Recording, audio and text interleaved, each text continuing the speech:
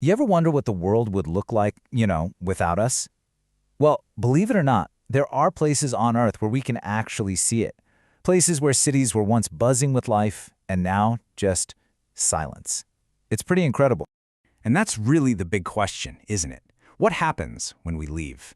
I mean, when the lights finally go out and the last person walks away, what kind of story is left behind? And maybe more importantly, what moves in to take our place? As we look at all these different places, there's one thing that's always the same. No matter why people leave, nature is incredibly patient, and it always comes back. It starts to reclaim everything, slowly erasing our footprint and turning our world back into its own. So let's start with the most dramatic exit. Sometimes the end just happens. No warning. It's not some slow, gradual decline. It's a sudden, catastrophic event that forces everyone to just run. They leave everything behind, frozen in that one single moment. And we've got two perfect examples of this, but they're total opposites. You have Pripyat in Ukraine, which is this stark reminder of a massive man-made mistake. And then you've got Krakow, this medieval town in Italy, which was basically abandoned because of the raw, untamable power of the earth itself, landslides, earthquakes, you name it. Just think about that number for a second. 50,000 people. That's how many folks called Pripyat home.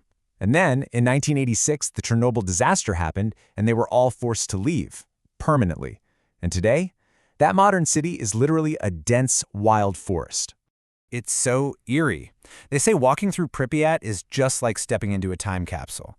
You'll see toys just scattered around in a kindergarten, books left open on school desks. And the craziest part? Trees are actually growing inside the buildings, right up through the floors, just shattering windows as they reach for the sunlight. Okay, but it's not always some big disaster that empties a city out. Sometimes they just kind of run out of steam. They're born from a massive boom, right? Gold, diamonds, coal, whatever it is. But when that resource disappears, well, so do the people. And this story plays out all over the world.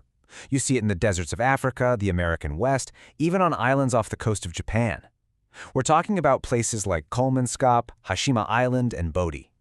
They were all built on this promise of getting rich quick. And once that dream faded, nature was the only one left to move. Let's take a look at Kolmanskop in Namibia. Back in the early 1900s, this place was popping. It was this super lavish German town that sprung up because of a diamond rush. I mean, they had a ballroom, a hospital, the whole shebang. But then, the diamonds ran out, and the town was just left to the desert. And what's happened since is just wild. The desert didn't just creep up to the edges of town. No, it moved right in. Today, you can walk into these buildings and see entire rooms just full of sand, like massive dunes pouring through the doorways and windows. It's like a slow-motion flood made of sand. Then you have Hashima Island in Japan. People call it Battleship Island because it looks like this big, concrete fortress sitting in the ocean. It was a huge coal mining community until it was totally abandoned in 1974.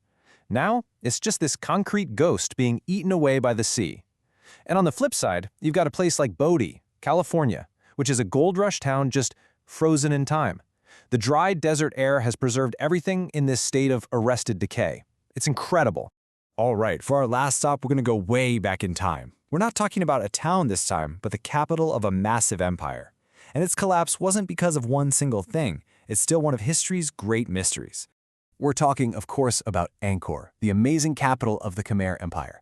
For something like 600 years, this was one of the most advanced cities on the entire planet. So what happened? Why did they leave? Well, historians think it was a perfect storm of problems. They were dealing with constant invasions, their incredible water systems failed after years of drought and intense monsoons, and the whole power structure in the region started to shift. I mean, this is the empire that built Angkor Wat. It's a temple complex so huge, it's still one of the largest religious monuments on Earth. But even with all that power and ingenuity, sometime in the 15th century, the city was abandoned. And that's when the jungle began its slow, silent takeover. And the way it looks today is just breathtaking. You see these massive tree roots just draped over the ancient temple walls, gripping the stones like giant claws. It's this incredible visual, right? A powerful struggle between human genius and the unstoppable force of nature.